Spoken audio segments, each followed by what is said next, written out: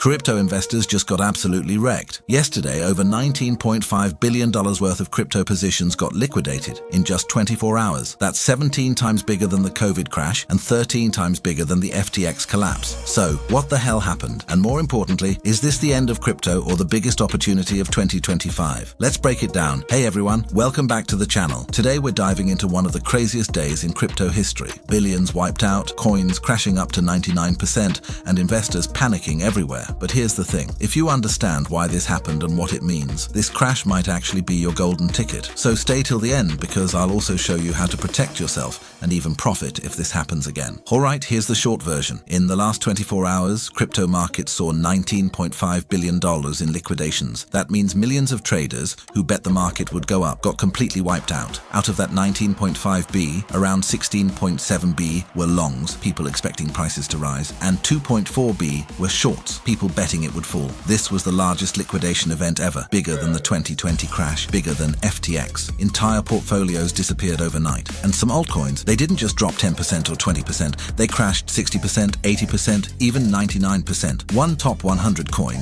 Cosmos, Atom, literally dropped from $4 to just 1 penny before bouncing back. Now imagine millions of these automatic sales happening at once. That's what we call cascading liquidations. So Bitcoin drops a few $1,000s, positions get liquidated, price drops even more liquidations. Like a snowball rolling downhill, faster and faster. At one point, Bitcoin even saw a $20,000 daily candle, straight down.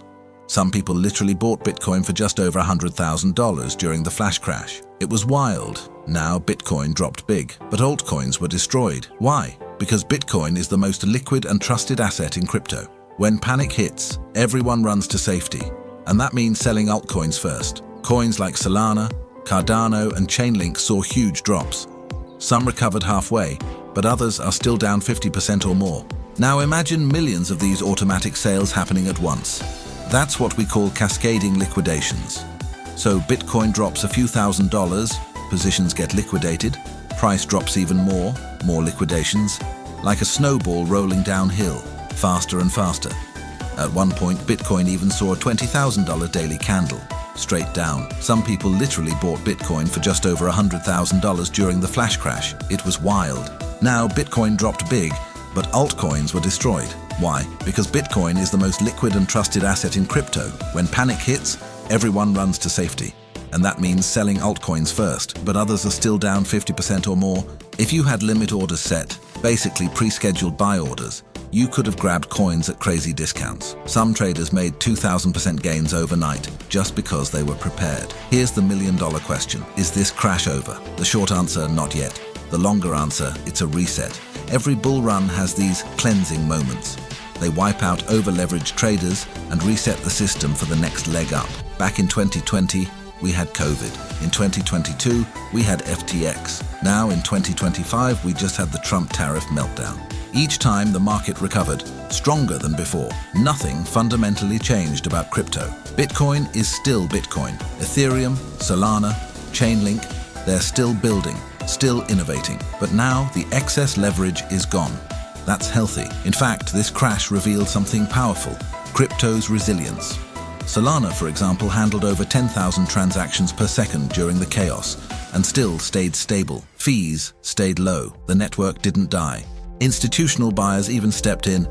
Tom Lee's firm reportedly bought over $100 million worth of Ethereum during the dip. Smart money sees opportunity when retail sees fear. And globally, interest in decentralized AI projects like Bit&Saw is surging, especially in China. Even Intel has partnered with them. That tells you something.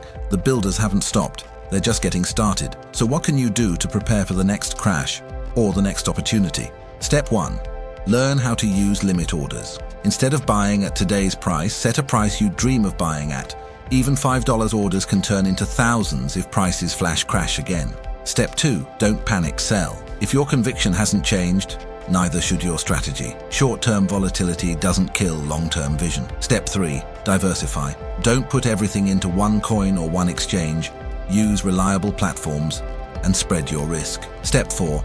Stay informed. Events like this don't come out of nowhere. Global politics, economic policies, and tech news all connect to crypto now. Follow credible news, not hype.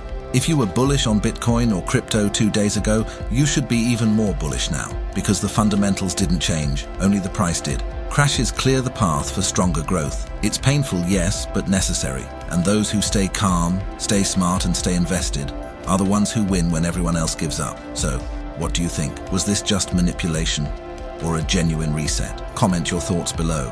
I'd love to hear your take. If this video helped you understand what's really going on in crypto, hit that like button. Subscribe if you want daily breakdowns like this, and share this video with a friend who needs to hear the truth behind the headlines. This is just the beginning, and the next chapter of crypto could be massive. I'm Wealthery AI, helping you stay one step ahead in the crypto chaos. Stay sharp, stay calm, and I'll see you in the next one.